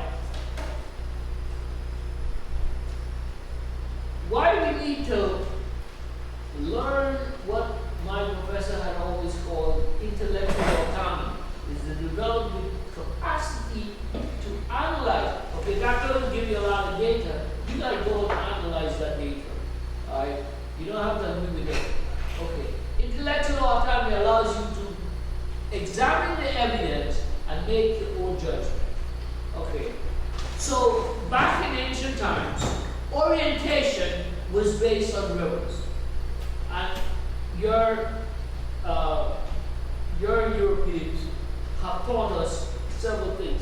First of all, north, south, east, and west is the way in which the world should be oriented. It's not. It should be south, north, east, and west. Okay. Why? Because if we go from north to south, we're orienting ourselves based on the European scriptures. The Africans oriented themselves according to the Nile, which is from south to north. The Europeans oriented themselves from north to south. The Africans oriented themselves along the Nile River, which ran from south to north. The Europeans oriented themselves along the Tigris, Euphrates, Mesopotamian region here, now waterways from north to south. So much so that when the Africans in fact invaded Western Asia, they were amazed at how the rivers ran, and they said that it's like going upriver when going downriver. That is to say, when we go downriver, we go from south to north. But when they go from downriver, they go from north to south. So they superimpose upon us in that period when Europe colonized the world, that we should see the world from north to south. Okay. We're talking about color scheme, red, white, and blue. It's not red, white, and blue. It's white, red, and blue. Also, the earliest example of what we call the tricolor is seen on African queen Amers Nefertari about 1500 BC, and she's wearing this white dress, right? With two streamers, a little red streamer and a white streamer, like a belt tied around the waist. In 3100 BC or thereabouts, the African pharaoh Narmer, he's called me sometimes, he was a Theban, and he led an armada from the south to the north according to the accepted history, and the south conquered the north, and he took the south emblems was the white crown, and the northern emblem was the red crown, and the north conquered the south, and he chose a double crown, red and white crown, to represent the United Egypt. It's like, but that's not what it was. If throughout the duration of Egyptian history, the south, or the white crown, was always superior to the north. The way it should be read is the white crown resting on the red crown, as opposed to the red and white crown. Again, this is how we are led to accept the evidence that is presented to us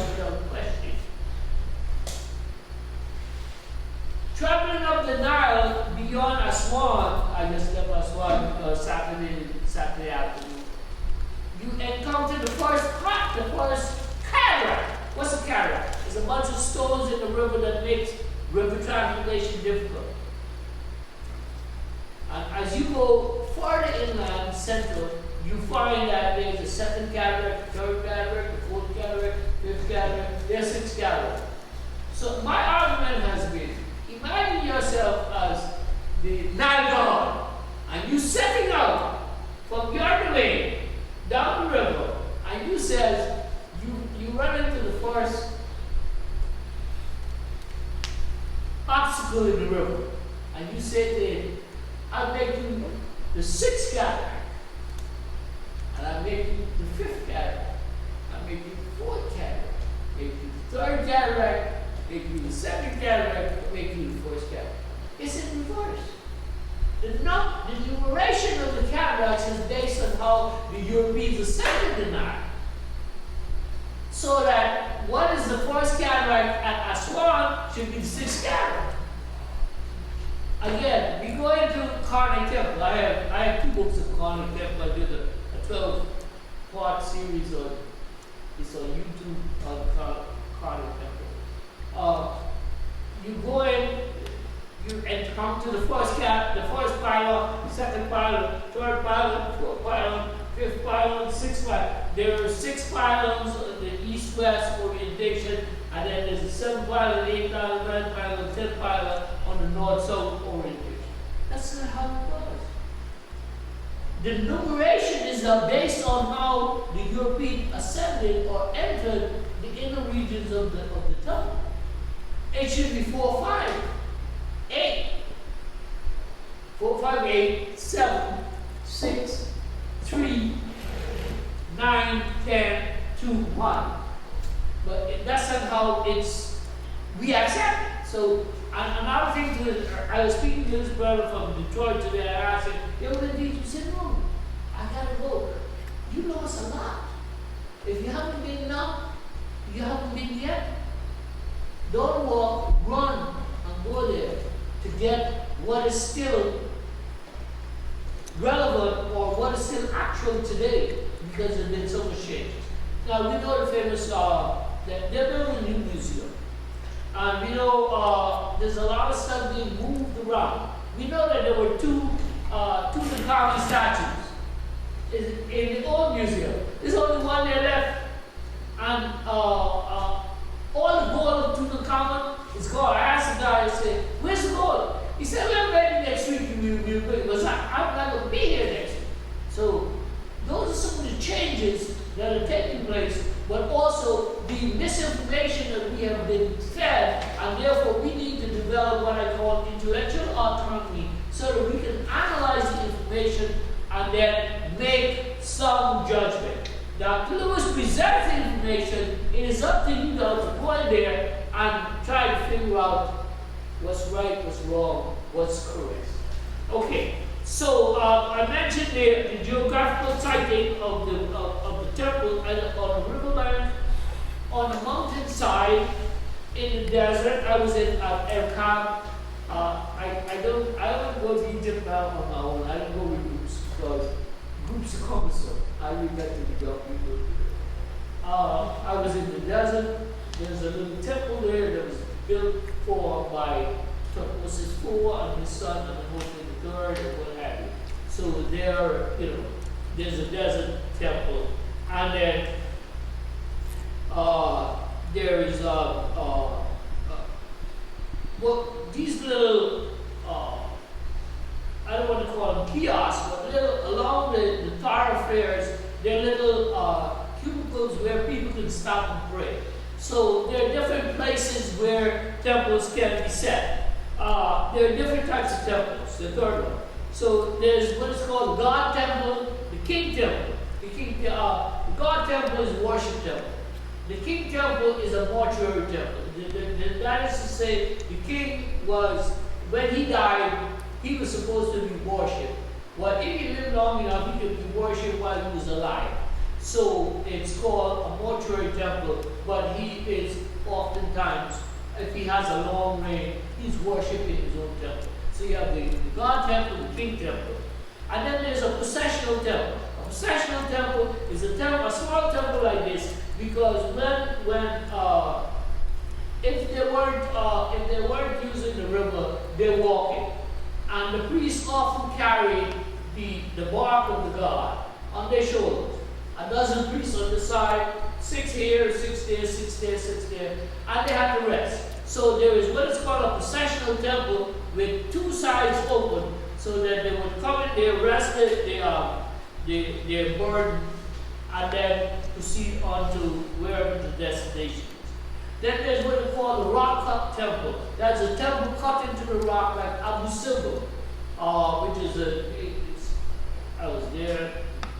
And then there's what is called a kiosk, which is a small temple in a bigger temple. The king is the sponsor of the temple, and so he has the right to name the temple. He will tell you why I built this temple, and that will be the name of the temple. Name is important. Everybody here has a name.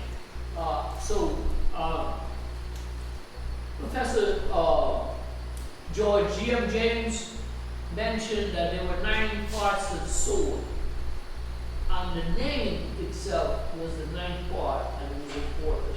So everything has to have a name. So the temple has to have a name. And generally the name is contained in the purposes why the king built the temple. Orientation. So temples can face north, south, east, but never west. West is the land of the dead. Most temples are oriented towards the sun, so they face east. There is river orientation or land orientation.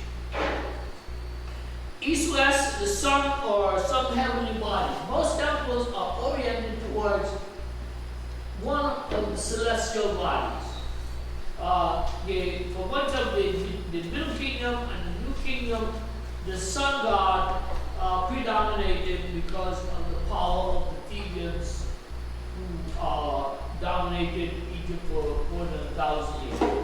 So they worshiped the sun, and the sun rose in the east and set in the west. So their temple was aligned in orientation along the path of the sun. There were temples that were built that over there, like where this brother is, but it was oriented towards this temple because this temple had the principal axis, which is the path of the sun. The builder, okay, the king commissions the temple to be built in honor of his God. But what he does is he sets out the parameters of the temple with his assistant. He and his assistant represent the divine forces. So, like Ford and his daughter, or they say his wife, something, Sisha, they would mark out the dimensions of the temple. It's called stretching the cord. And the king and the queen would represent these 2 divinities to demarcate the temple space and then hand it over to the architect. The architect now, who's going to build the temple, has to be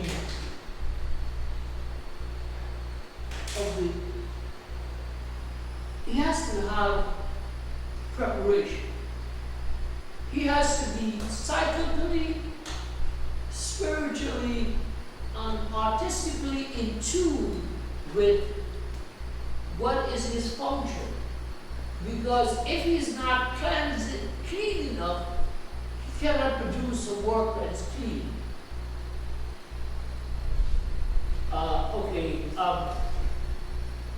So the architect has to be physical, spiritual, and intellectual in preparation. We have to deal with the physical plan of the temple, the constituent parts. What is in there? So you have a pylon, court, a hypostyle hall, adjacent chambers, sacred lake. The sacred lake provides water for the temple, but not the water of the sacred lake is used for the God. The God has to have a separate well. His water is not the same water that everybody else uses. Priest quarters, the treasury, altar, the gardens, subsidiary temple, a causeway, walk. I was at Saqqara, and you can see the causeway, this is Old Kingdom, the causeway of Unas.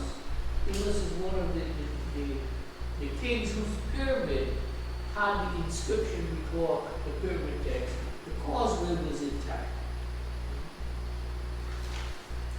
The materials that is used to build the temple. So we have wood and stone. There's hard stone and soft stone. So we have granite, limestone, cyan, quartzite, basalt, sandstone, alabaster, diorite, and the type of tools that are used. You have copper and bronze tools, iron and stone tools, and wooden tools. So we have wedges and ropes, level square, sledges and scaffolds. Scaffold for ascending heights, and sledges to pull, pulleys and pounders. When we look at a column, we see this round thing like this pole here. That's not how the column is put together. The column is put together in a square piece of stone, and then it is pounded into that kind of shape. So pounders, plumb line, picks, saws, axes, awls, oxen to pull the cup. Mortars and tenons, the mortar that's used, cubic rod, the chisel, building square. Baskets were used to remove debris on chips of blocks. Economic sustainability. The king may commission a temple, but the temple needs to have the resources so that it will continue and stay active. So you make an endowment, and then you call it seed money, and then they have to now stretch this dollar into $20. I'm sure you understand what I mean. All right? Decoration. We have to deal with decoration. On the exterior of the temple enclosure wall, the king is always shown as fighting the enemies of the state, and on the interior, he is shown worshiping his God. Much of the ritual of the temple can be seen in the hypostyle hall. What is a hypostyle hall? Hypostyle hall is, in a way, we can say that this is a hypostyle hall because a hypostyle hall is a hall with columns on the roof. This is a column, these are columns. So in a way, we can sort of play with that word. The opposite of the hypostyle hall is a peristyle. Peristyle, that is a set of columns on the outside with no roof. Well, sometimes the columns are arranged in peristyle. In a court, you find the peristyle. They're arranged two rows together. And there is a roof over the rows, like the rows are arranged as a walkway. And that walkway, an ambulatory is covered. The sanctuary. Okay, so the sanctuary is where the God resides and what have you, and king visits, what have you. So there are two types. There's the open and the closed sanctuary. When we say a closed sanctuary, there is only one entrance. An open sanctuary, there are two entrances. A Karnak is an open sanctuary because what happens is that it has two openings. The sun rises in the east, and the sun bathes the God on the altar, and it sets in the west, and the last rays of the sun throws back onto into the altar, into the second door, and bathes the God again before the sun disappears in Okay, so, Chronic is a double, Luxa is open, is a has one entrance, Devari, several others, and Kamamo, Abusibu, and so forth. Functions of the temple. Functions that the temple serves. The temple is a school of medicine or science. It can train bureaucrats and other workers of the state. It is a hub of craftsmen who work in gold, precious stones, silver, tools, artists, gardening, school of art and technique. Why is gardening important?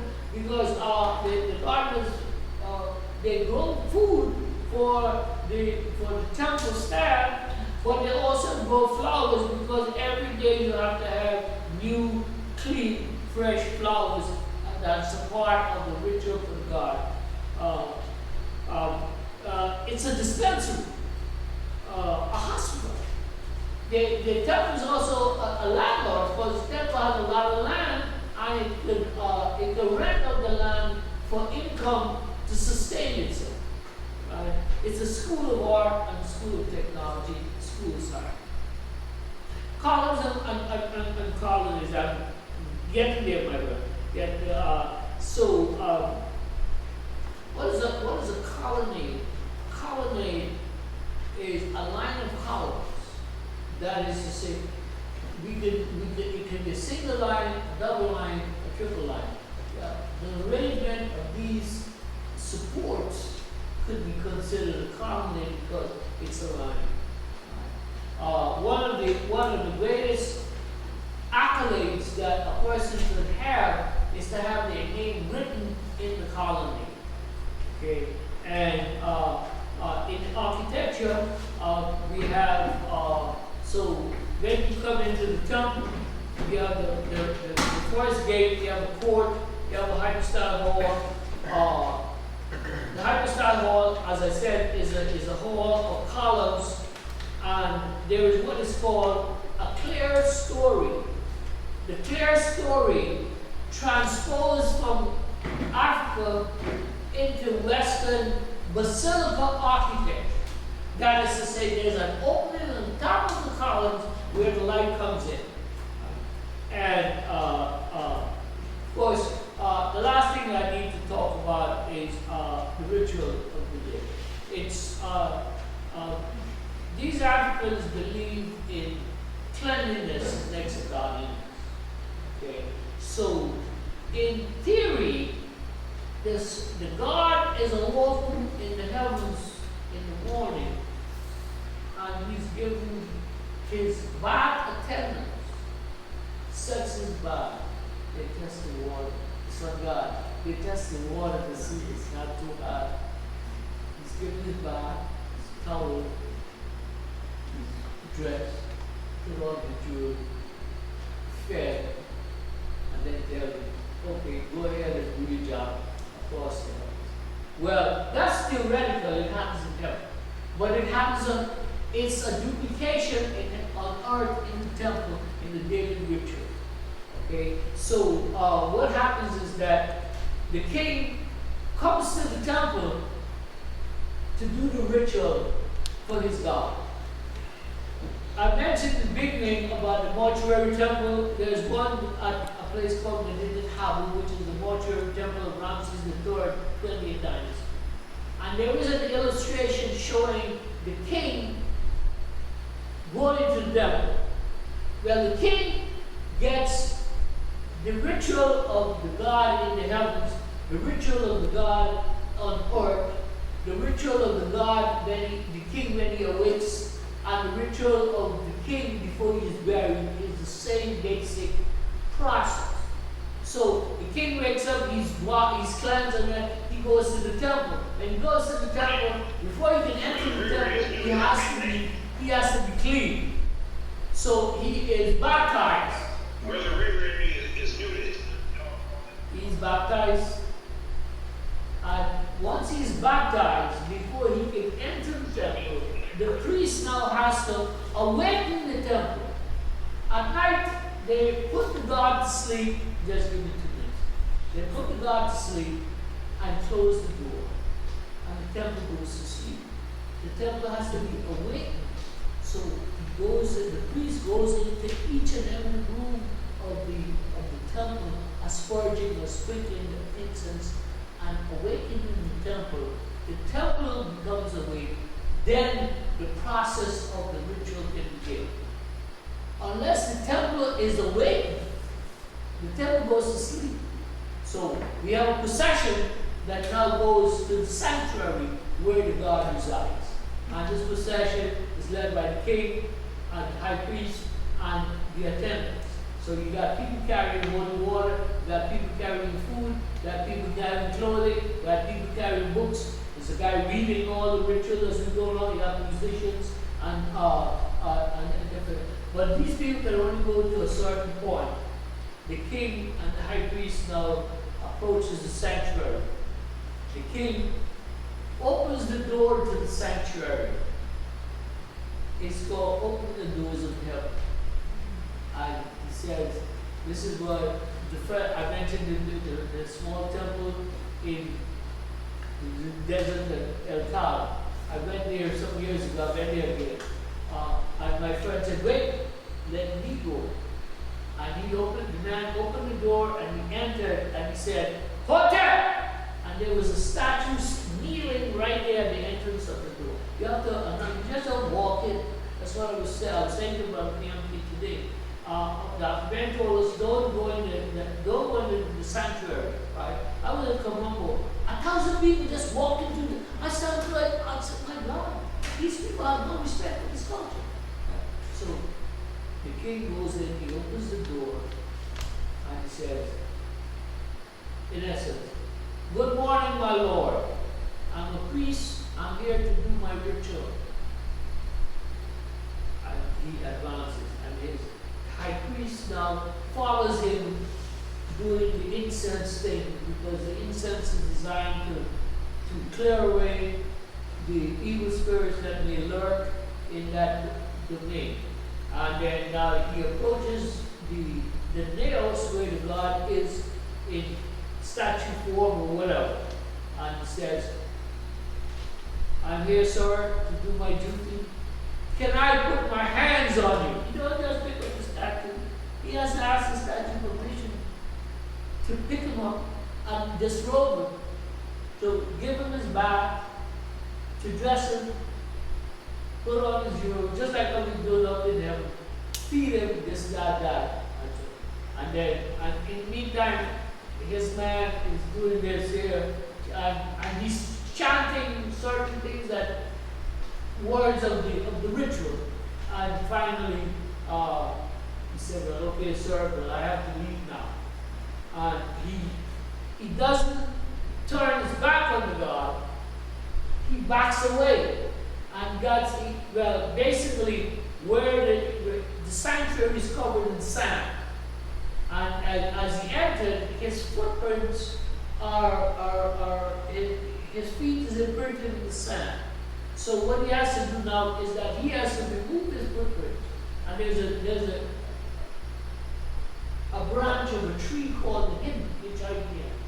He uses this now to sort of like remove his footprints, and he backs away to the door, closes the door, seals it, and then they move on. So basically, what I've done there is very hurriedly try to sketch what the temple looks like and some of what the ritual is about and so forth. So there you have it, ladies and gentlemen. Again, I'm very pleased to be among you tonight, and I wanted to at least give you something that is worth your while of paying attention to what I have to say. Thank you very much. All right, good morning. Give Dr. Levinson a big hand. Give Dr. Harper Lewis a big hand. And give yourself a big hand. You warriors, give yourself a big hand. We will definitely be bringing the great Dr. Mendelsohn back again. I happened to see him at the African Festival, and he said he was going to Kemet. And when he was coming back, it was coming here. So I want to thank Dr. Lewis for giving up his time and giving him a little break. Everybody, you can unmute yourself, Zoom audience. We're going to clean thank you very much.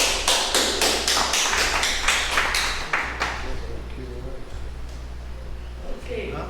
No Q&A. No Q&A. You- no, we gotta go to Jersey. Yeah, we gotta give him Jersey. Yeah. All right.